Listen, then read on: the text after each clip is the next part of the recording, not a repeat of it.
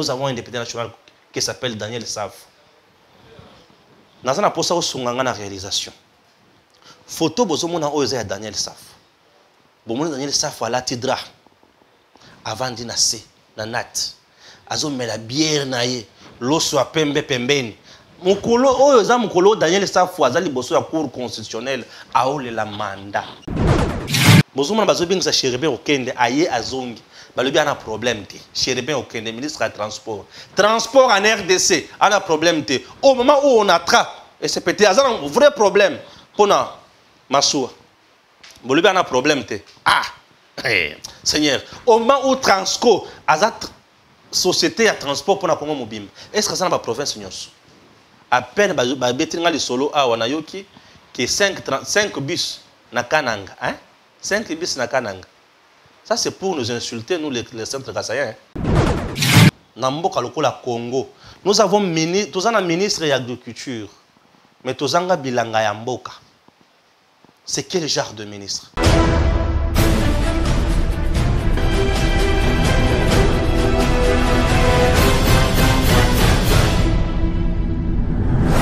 Bonjour, j'espère que vous allez très bien. Stéphane Balamong est votre humble serviteur, l'infatigable. Je suis toujours là au service du peuple congolais. Chers compatriotes, Tozolobela Maïmatali Bunagana. Oui, Maïmatali Bunagana. Ça nous intéresse beaucoup et nous sommes obligés de Sabino information à la minute. Kola Sabino évolution na ba choix le président Tshisekedi a Kendaki Kosala. Kola Sabino lisusu campagne de diabolisation il va lancer déjà par le détracteur bien sûr il y a Mboka Nabiso na niveau ya Rwanda. Ah oui, na niveau ya Rwanda. Ça fait longtemps que Bunagana est occupé par M23, M23, c'est le Rwanda. Oui, M23, c'est le Rwanda. Et la question que je me pose aujourd'hui, pourquoi M23 tient à tout prix tout ça la négociation? Et pourquoi insister sur les camps de négociation? C'est parce que il y a une vérité cachée. Et côté la bilo na muzindo pour comprendre la vérité cachée à place. Je commence d'abord na Bunagana wana. Bunagana boibi très bien que M23 bakota kiwana selon les informations à notre possession ils disent que tant bakota babundate oui bakoti bavandi ba s'installer avec la complicité de certains tops qui étaient na kati ya FARDC et bavanda babandi ko sala loi na bango babandi ko futisa bampako babandi ko kende plus loin ya ko beng sana d'investisseurs baya na kati ya Bunagana ko investir soi-disant et comme pays mususu et bato baloba ki moi mingi non le président Tshisekedi n'est pas à la hauteur non le président Tshisekedi ne fait absolument rien il est en complicité avec Paul Kagame azoluka toujours au niveau diplomatique pour Kagame ayokela imawa mais il s'agit de Bitumba il faut abunda et consort le président sage qu'il était ou sage qu'il est bien sûr nakotambola na ye à la kisi à la face du monde partout où il est passé que Ndenge Zawana, Bunagana Wana, il ne s'agit pas du M23, d'un mouvement terroriste, mais il s'agit plutôt du Rwanda, derrière ces petits mouvements terroristes pour nous faire du mal. Mais je vous demande ceci. Ceux qui ont lingi kimia, tout ça pour ça il y a kimia total. Mais ceux qui ont lingi munduki, tout ça pour ça il y a moto la totale. C'est parmi vraiment demande de présent qui c'est qui dit. Mais malgré ça, Kagame,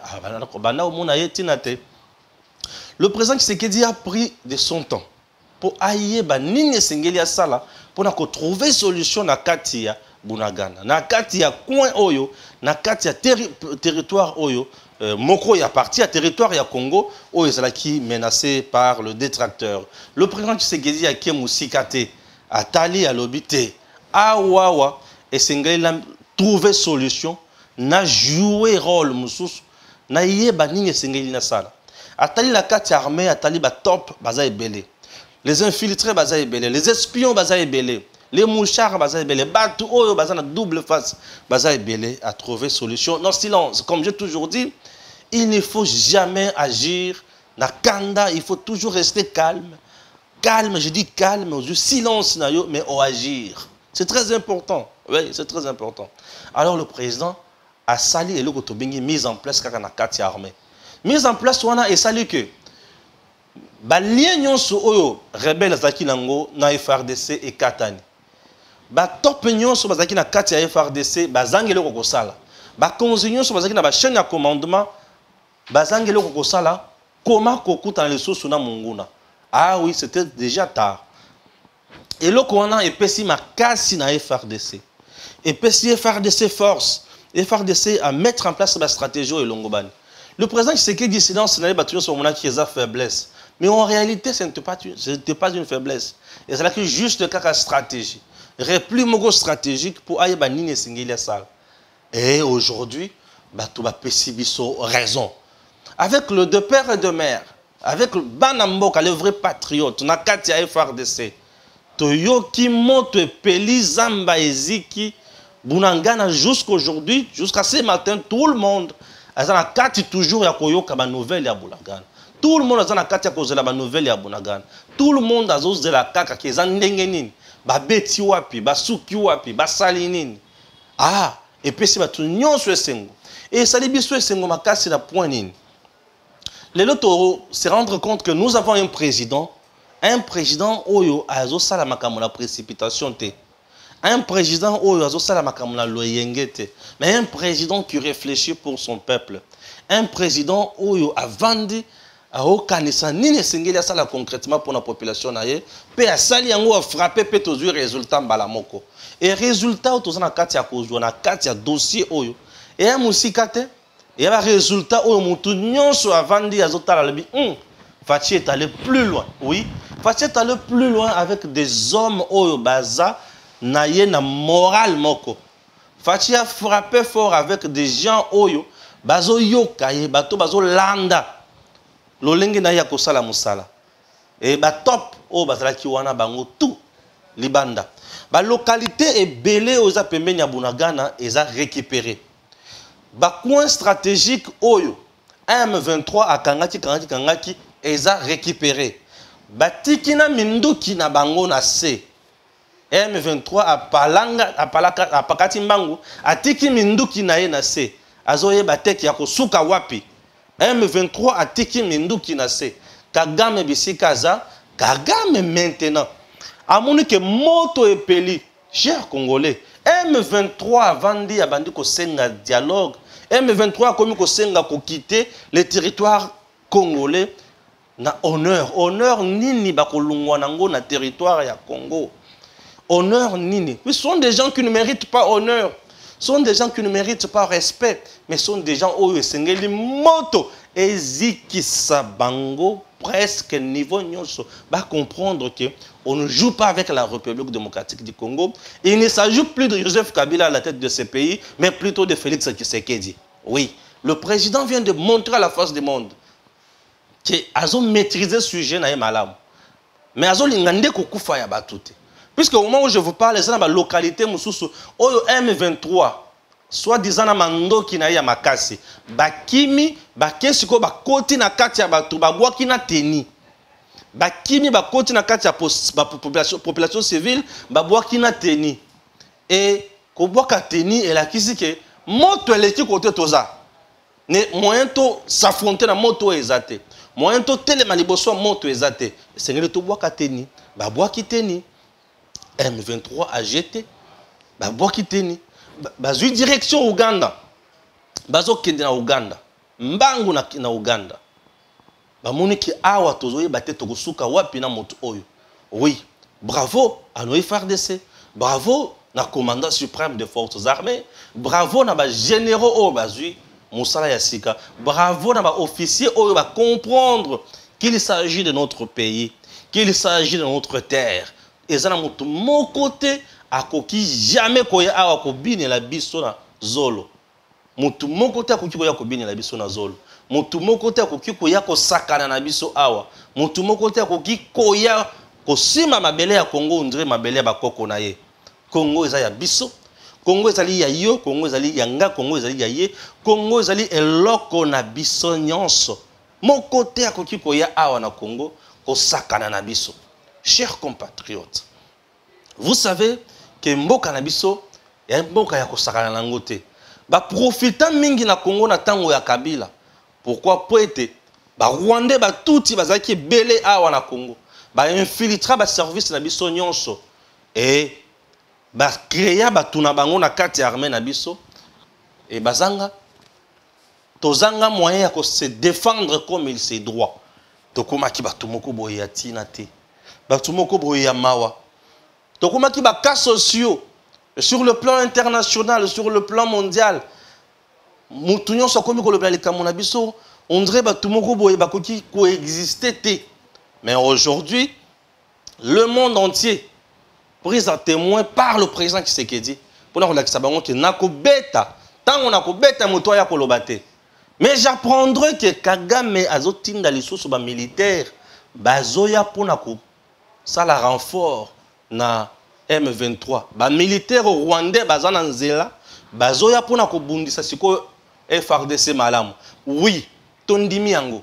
Baya ko bundisa biso. Biso pe toko tika te, toko gumba maboko te, toko bwaka menduki te, toko longola teni te.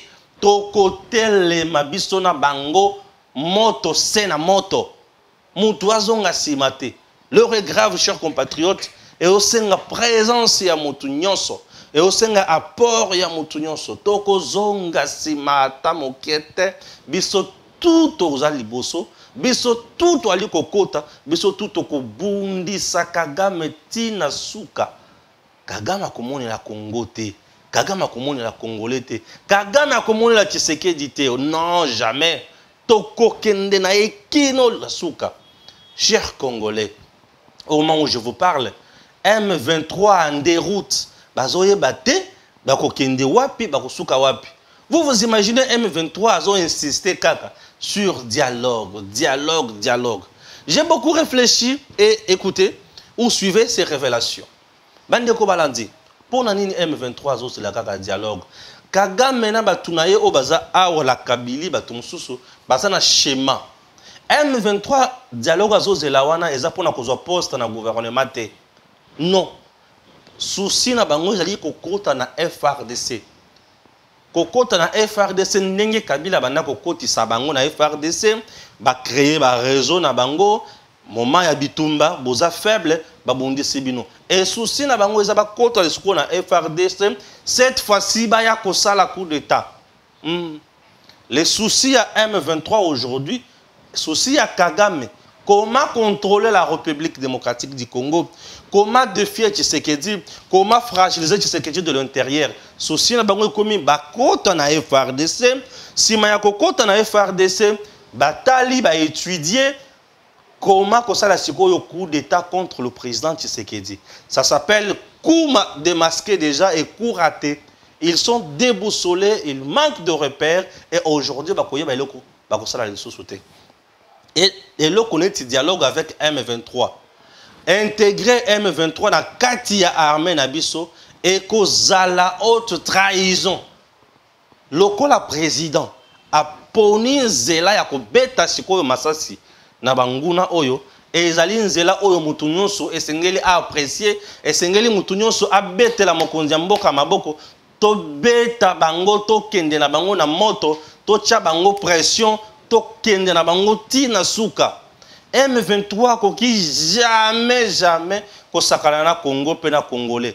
M23 esengeli ko kende na ye tina suka. Ko kende na ye tina suka. Pondenge bazo kende Uganda wana to kende na bango toke na bango tina suka et na ba frontière na biso na Uganda nzela bango ba mesana ko kotela biso. Chers compatriotes, et comme temps ya ko senga ba konzi. Comme ils ont toujours pris banzela wana pona ko kotela biso, tocha ba base na biso place wana. Tocha ba base na biso bisika bango ba kotelaka. Parce que tocha ba base na biso wana, tocha ba kije na coin wana, ça va nous aider. C'est tout, c'est pour cela que j'ai toujours encouragé mon idée. Il y a que ça là, ba camp militaire, tout ba base logistique, moko, na ba frontière na biso, na ba coin stratégique nyonso. Congo et Sengeli est développé sans y a cause de la puissance militaire. Puisque lorsque vous avez le feu, et ça ce qui nous manque, c'est la puissance du feu. Nous devons développer cette puissance. On doit mettre en place des moyens conséquents où il y a ma puissance militaire. La puissance militaire fait respecter un État. La puissance militaire fait respecter la souveraineté d'un État. Et puissance militaire, et kotinda batunyon so bazanzinga zinga batele mawana basakana na bisote. Et moutoko sakana na bisote, chers compatriotes. Moutoko sakana na bisote. Nous sommes un État. Ce n'est pas le Rwanda qui peut venir nous mettre à genoux. Non, ce n'est pas le Rwanda. Nous sommes des gens où ils sont basala musala, batombwa bakende liboso, ba comprendre réalité ya ndenge monde ya liko tambola. M23 ne peut pas se jouer de nous. Et je suis très fier. Il y a batu oyo Chiwewe qui est là, Chico oyo ba na kati ya kosala musala na kati ya mampinga. Oyo azali chargé à l'opération, oyo azali mon konzi batu nyonso, ba vandi ba stratégie oyo longo bani to beti munguna. En matière de relations internationales, on ne peut jamais vous respecter ceux qui ont besoin de la force militaire, ceux qui ont besoin de la puissance militaire, et si vous comprenez bien aujourd'hui, tozo beta batu na force na biso moko. Katanan. Tokoki ko vanda kimyate, tokoki ko lala tamukete. Donc nous avons un pays aujourd'hui qui est très convoité. Et Bisso et Singleto tellement. L'armée numérique, il y a M23. Rwanda n'a qu'à des réseaux sociaux. Tout ce qui se passe dans le niveau, il y a Bunagan. Nous avons des journalistes à M23, il y a Rwanda, Awana Kinshasa. Baza presque partout, bâton des réseaux sociaux. L'autre fois, je vous ai dit, Baza n'a pas page Facebook, Baza n'a pas YouTube, Baza presque partout. Et, chose grave, baton sous bazan à Congo. Et baton bazan à Congo, boyi bango très bien que bazan ba journaliste congolais. Mais au service du Rwanda. Entre autres, Stanley Boujaguer. Naye bakate nature, naye zara nature nini. Moment otoza, information il y a FRDC. Ezala ya mabe, ezala ya malamu. Yamboto bimisa yango facilement et c'est ngeli ko se référer na information officielle ya gouvernement. Vous savez pourquoi? Parce que information ko zala ya malamu pour na FRDC, oui on encourage, mais modèle PCL yango eza mabe.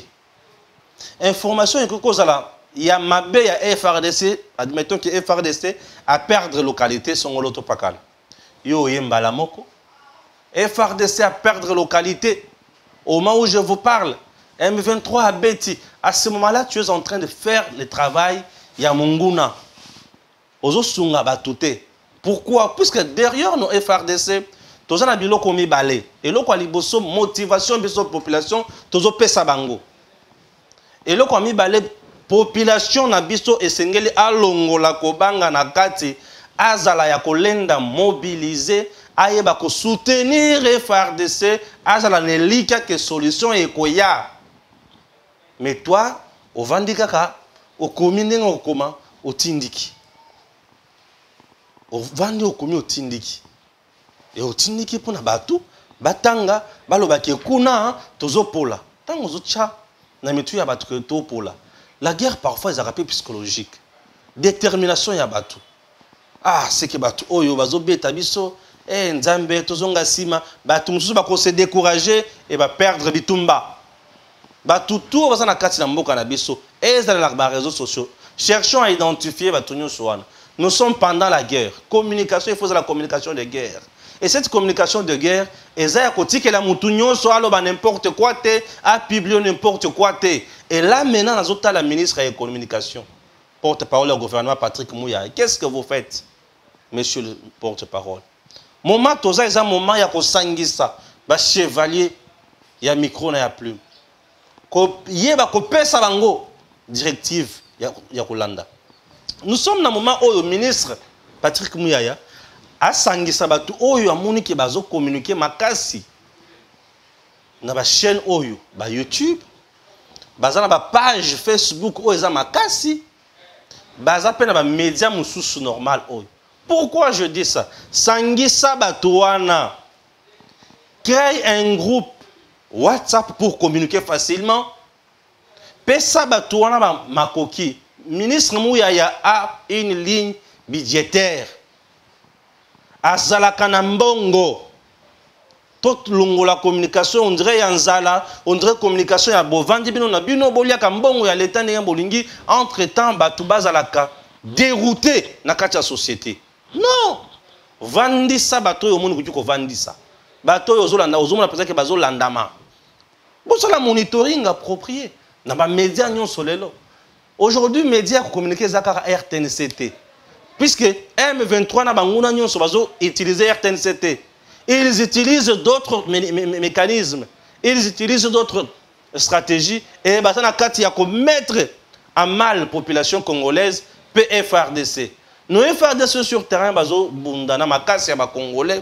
Bazo bundana makasi na bango na bituma na minduki bana yango. Bali ko bunda pe na makasi ya confiance au commandant suprême APC bango. Bali ko bunda pe na makasi ya ba konzi na bango musuba PCPC bango. Et bisonyon sur Seigneur tozala liloba moko. Pourquoi regrouper bato oyo bakoki kosala musala na moment oyo toza? Bato oyo kosangisa esika moko tsheba bango na groupe WhatsApp moko bako banda kozwa information ya version officielle. Et cette information, cette version là ekosunga opesi bango ba banzi mbala moko. Opesi ba relayer, opesi ba relayer et bato wana tango bakoleka sous na ba média. Bo imposer bango ligne à suivre. Vous voulez commencer une émission, la première des choses ou la première thématique est la question sécuritaire. Et la question sécuritaire, tableau et fengele zala toujours malamu pour na FRDC. Ata toyebi ke to pour là, mais ne lika to kolonga. Il faut savoir communiquer. Tu ne peux jamais passer au bandi communiquer bi communica mwanza. Ozo pesa nyonso zoe là na mutu. Alors batu tout oyo bozo mona ke bazo dérailler. Tokoye ba ko repérer bango malamu et facilement et baza ba to ko kangana mama oyo toza.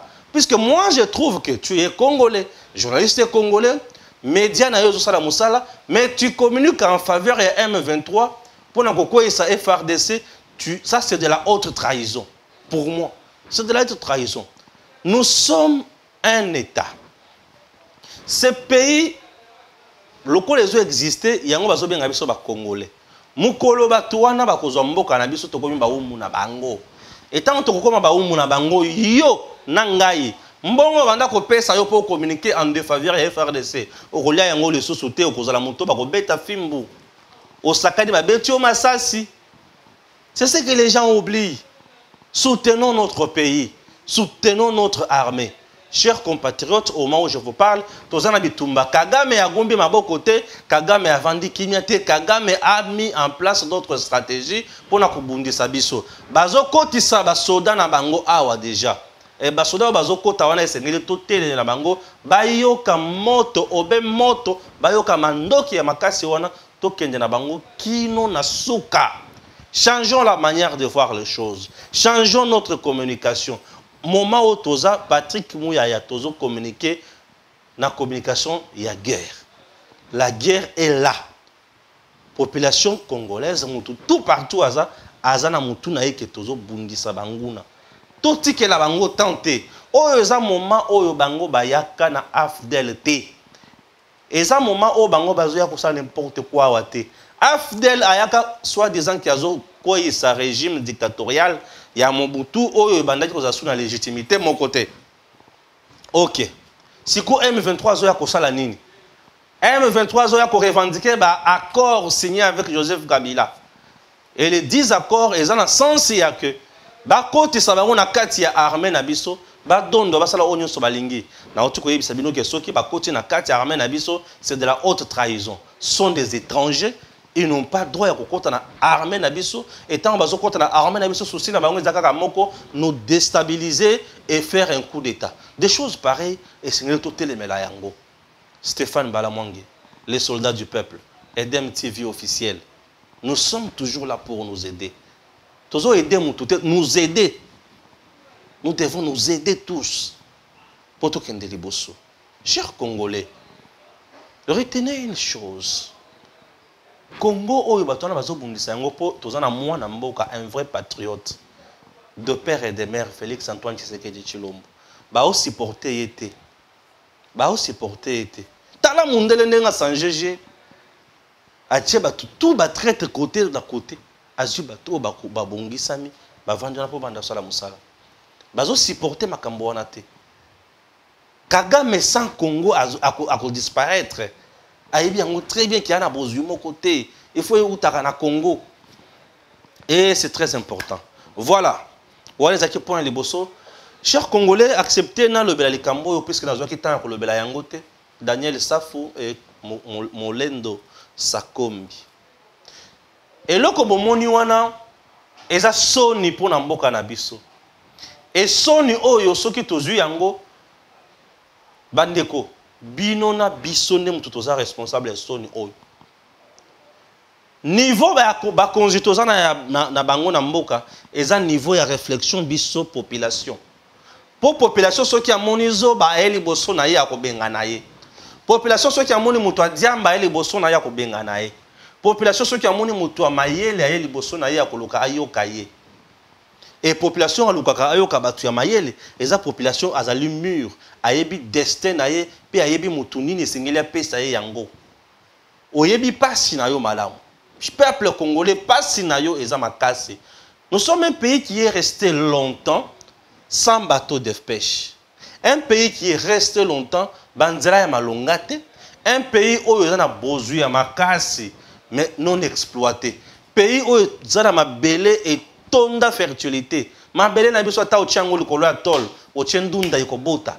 Pays où il y a mai mais non exploité. Pays où il y a tonda na bomengo ya ndenge na ndenge. Et bato oyo basala ke biloko wana etikala intact boye bazo exploiter yango te baza bakonzi na biso.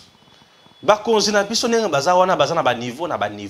Et chaque mokonzi na chaque institution azalaka na rôle na ye ajouaka. L'institution président de la République, institution gouvernement baza na ba rôle na bango eza différent. L'institution président de la République ne gère pas au quotidien un État. Ne gère pas au quotidien, ne prend pas de décisions dans le sens que nazo sala nazo exécuter koto yote. Mais l'institution qui gère au quotidien un État, c'est le gouvernement. Et cette institution est contrôlée par une autre. Là, qu'est-ce qu'on a au niveau du Parlement? Et au niveau du Parlement, nous avons la chambre haute et la chambre basse. La chambre basse, elle est composée de députés nationaux, le représentant direct du peuple congolais. Oyo bazana a droit de contrôler le ministre. Ce qui est ministre, c'est un député nationaux. Un député dans notre pays, c'est un monsieur. Je dis bien un député dans notre pays, dans le régime, dans le système politique congolais, c'est un monsieur. Il joue un rôle très important. Le président, lorsqu'il se rend compte qu'il est bloqué, à recourir et c'est comme sous-souté à recourir au BK qui pas y député à Luka ceux qui ont la majorité parlementaire et vous allez moi passe. Imaginez que le président de la République désigne un homme le premier ministre au sein de la majorité parlementaire. Et lorsqu'on parle de la majorité parlementaire, on ne voit même pas le Sénat, c'est l'Assemblée nationale. Et cette Assemblée nationale est composée de députés nationaux. Quel genre de députés nationaux avons-nous? Quel type de députés nationaux avons-nous? Nous avons un député national qui s'appelle Daniel Safou. Nous avons une réalisation. Photo bozomona oyo Daniel Safou. Bomona Daniel Safou ala tidra avant d'inasser na nat. Azo mela bière na ye, loso pembe pembeni. Mukolo oyo za mukolo Daniel Safou azali boso ya cour constitutionnelle aole la mandat. Mandat ba uti ko invalider ngai mandat. Mandat. Et le mandat que Daniel Safou réclamait, ce n'était pas pour travailler pour le peuple congolais, mais pour aller comment ça la chantage, na ministre, na DG, tout consort. C'est tout ce que fait Daniel Safou. Il n'est pas seul. Parce qu'il y a un groupe mokoboya député, provinciaux nationaux, trakaka ministre na liboma. Et au ça la Sony, un inspecteur pour contrôler mutu, mais mutu a contrôler na zone la inzala. Un député national contrôle et sanctionne, vous vous imaginez. Un ministre qui est là, le responsable de la portefeuille, il est contrôlé et sanctionné par un député national. Mais malheureusement, dans notre pays, nous avons un député national qui s'appelle Daniel Saf. Et Daniel Saf, c'est un député national au lobby qui a zali mandia, ngaïté.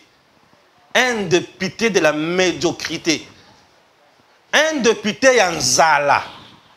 Mais dis-moi payé à la hauteur, il y a 21 000 $ le mois. Ceux qui n'a parlé, na plénière naïe, azana carburant naïe. Mais Nzala. Et Nzalate. Et sa médiocrité. Il ne se connaît pas. A éviter qu'il y a nani. Na musala aux populations tindelier a ébi angote. Ba motion aux na Congo. Et ça ba motion alimentaire. Et ça ba règlement de compte. Musala penza ya kotala. Ba osalate. Puisque na mitunaka. Na mboka lokola Congo. Nous avons ministre de l'agriculture. Mais tozanga bilanga ya mboka. C'est quel genre de ministre? Aux hommes, on a le ministère de l'agriculture. Tous on a deux choses dans le ministère de l'agriculture. Dans le ministère de l'agriculture, tous on a un fonds. Il y a la Banque mondiale et pour soutenir un projet. Dans le ministère de l'agriculture, bon, on est qui nakawapi. Et ça a un projet à Lukuta, un projet mallette, oyo batubayi bakabalia kambongo wana. Je sais ce que je dis. Je n'ai pas fonctionnement dans le ministère. Je n'ai pas fait de sciences politiques pour rien, moi. Je n'ai pas fonctionnement dans le ministère. Et il y a un bon yaka pour soutenir un projet, mais un bon wana yé et par moment, il y a un bon wana yé et ils ont dit sur la Banque mondiale. Mon salaire, il y a ça les athées. Ils ont dit sur. Puisque pour un projet, il faut c'est le projet bancable. Mais la vie wana ba yebi que projet n'est pas continué. Na mikolo thématique eza boye eza par exemple la route à dessert agricole yo siko lokolo za motu ya réseau te ba kokoti na réseau te okozwa fonte l'argent vient chaque année l'argent je vous dis l'argent dans ce pays na ministère de l'agriculture allez-y informez-vous vous allez vous rendre compte miyibi de bazawana miyibi na miyibi est-ce qu'un pays comme nous ministère de l'agriculture tokozanga bilanga tokozanga biloko kosala qu'est-ce qu'ils font là-bas? Nos députés font quoi comme travail? Bon, ça, Daniel Saf. 209 appels. Viens, na oli atena ba problème et belé na motion na maboko na ngai. Donc motion pour naie combien loko ko sala ko la COP. Motion pour naie et loko ko la COP. Vous vous rendez compte? Avec un tel député, pensez-vous que Tshisekedi a contrôler le gouvernement? Est-ce que c'est Tshisekedi qui contrôle le gouvernement? Pensez-vous que ce que le gouvernement a exécuté, vision malam ya mokonzi mbokate, le pays peut avancer? Biso population congolaise, n'est à la base. Toi, va batuni ya ko voter. Batu ba melaka diamba botinda bango ba kende ko mela diamba na banganda. Batu ba beta kabale ba kota na stade ba beta bale. Batu ba melaka lotoko botika bango ba kende sala lotoko. Bandumba ba tika bango ba kende sala kindumba na paka juma. Et bato bazana conscience bo pesa bango chance ba sala musala. Fachi est tellement noble pour notre pays. Il est tellement adorable pour notre pays. Mais tozoye bakosali la musala na été. Mukolo Fachi a cause la tena Congo bato bako regretter Fachi. Bakolo ba non, il y avait un certain Balamongi qui nous parlait de Fachi. Mais bato toyoka toboya koyoka ye. Muto a fini ka Fachi azandoki. La personne qui doit contrôler le gouvernement, est-ce qu'il y a Fachi? Fachi donne les instructions, les orientations, dans le conseil des ministres. L'exécution appartient au gouvernement. Les ministères, chaque ministre est responsable de son ministère. Ça, c'est la constitution. Et l'homme qui est responsable de son ministère a un inspecteur où on contrôler facilement. C'est le député national. Mais vous avez un député national mendiant. Seigneur Marie-Joseph, le pays va où?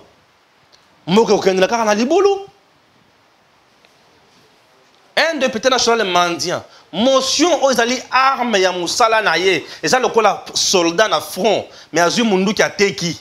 Ali petit ce qui au salima c'est qui na obeto arme oyo. Ozobeta mutu arme. Est-ce que arme za pona ko beta bato? Arme za pona ko beta banguna. Ça nous amène où? Ça c'est de la honte. Ça, c'est de la honte. Est-ce qu'on ne peut pas aller plus loin? Quand tu as la députée nationale, voter dans la circonscription telle, vous allez les pétitions dans la circonscription. Ce qui est nombre, même nombre de voix, il y a la députée nationale. Voilà des idées qu'on peut mettre dans la société. Stéphane Balamon, il y a l'équipe belé, les farceurs. Batanga, ça là, université buissonnière. Des aventuriers de mauvais goût. Tout ça là, c'est connu. Tout ça là, tout ce qui est dans wapi. Pour comprendre ma camouflage. Oh là, oh là, oh là, oh là. Et ça, par exemple, pour Ader, j'espère. Pour Ader. Tout ça, le ministère de l'Agriculture, pour Ader. Projet de la BAD au ministère du Développement Rural. Depuis 2020, paraît-il que le secrétaire général bloque tout pour nommer seulement ses enfants. Un projet de 5 ans. Aujourd'hui, il nous reste 2 ans. Boy Bisanga. La Banque mondiale. C'est ça. Moussala Oyoba, député national, il faut basalak. Ils ne sont pas dans ça. Nos députés ne sont pas dans ça. Mbongo est le ministère de l'Agriculture au Bobo Nakawana. Ministère de l'Agriculture est le Mbongo. La Banque mondiale a pèse à Mbongo et belé le ministère Wana. Projet. Il y a un projet à 5 ans là-bas. Développement durable Wana. Rural Wana. Mbongo est ça. Mais le secrétaire général, vendre la Kango. Est-ce que les députés nationaux se renseignent à la Oyo? Bazakunate. Ils ont dit, Mikolo Lampiaka, ou le Bénin, n'a pas d'émotion de mendiants politiques. Les gens qui font la honte de la République. Et tu t'appelles le représentant du peuple. Il s'agit de quel peuple? Moi, Balamwang. Tu ne me représentes pas, monsieur. Tu ne me représentes pas. Ce sont des farceurs, des gens qu'il faut chasser, coûte que coûte. Vous savez, chers Congolais, il y a des choses où les députés n'ont pas ça. Tant qu'on a une assemblée nationale, ils ne travaillent pas. Chaque ministère en RDC a des problèmes. Il faut bien un ministre. Dites-nous d'abord, dans ton secteur ici, tu as fait quoi? Il y a un problème. Le ministre du Transport. Transport en RDC, il y a un problème.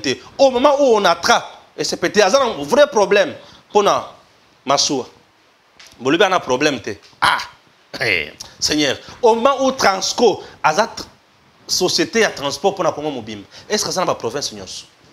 À peine, il solo à Wanayoki, qui est 5 bus na Kananga. 5 bus na Kananga. Ça, c'est pour nous insulter, nous, les centres kassaïens. Donc, tu nous envoies 5 bis. C'est pour nous insulter. Ça, c'est nous insulter. Nous insulter, vraiment, cracher sur nous. Bissika le Loabou, les Ara. Ville à Liboso au Congo. Ville à Kitoko au Congo plutôt. C'est là où tu. Bissika et tiens, c'est que y a Tanga. Dans le Loabou. Bissika Mondela Loba, qui est un centre au Congo. Dans le Loabou. Au Tiniribiso 5 bis. Pour que tu aies tamba, tu aies wapi. Tu m'as kanyoka. Tu m'as kambilabi. C'est jouer déjà. Moussala ezati. Ba ministre belé ba osala moussala te. Mais bato ba koki ko sala moussala wana ba député nationaux. Bazong sa bato wana na nzela. Bazong sa bango na nzela te. Mais baza wana. Mais vous verrez ça fou.